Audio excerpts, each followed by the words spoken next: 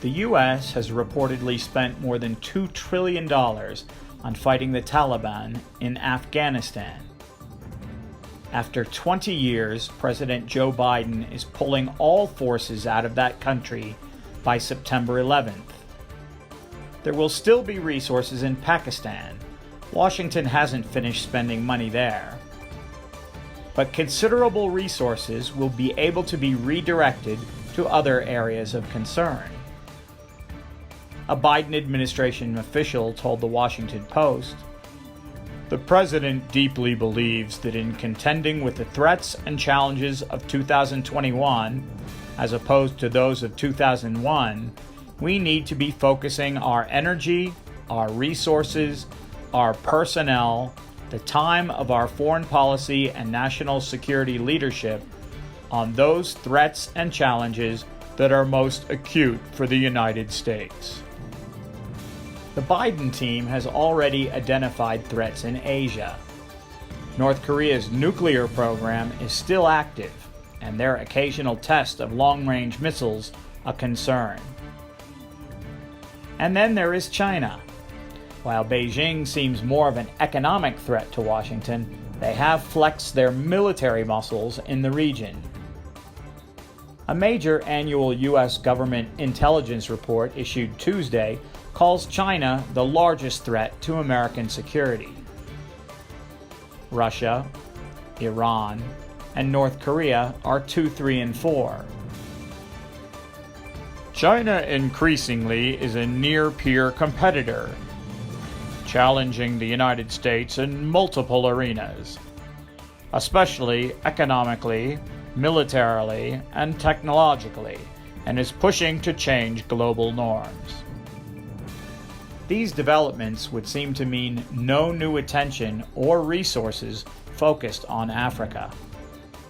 Hal Brands, a security expert writing for Bloomberg, agrees, saying, "The U.S. is thus likely to pursue an extremely light footprint approach to counterterrorism in Africa. It will emphasize containment rather than eradication of the most dangerous organizations.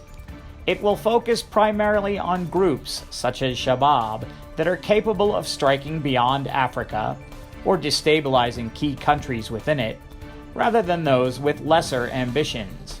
And it will try to shift as much of the burden as possible to regional organizations such as the G5 Sahel or international partners, especially France, while using small advisory missions to bolster local security forces." The recent ISIS-affiliated attacks in Mozambique may require the U.S. to rethink its priorities.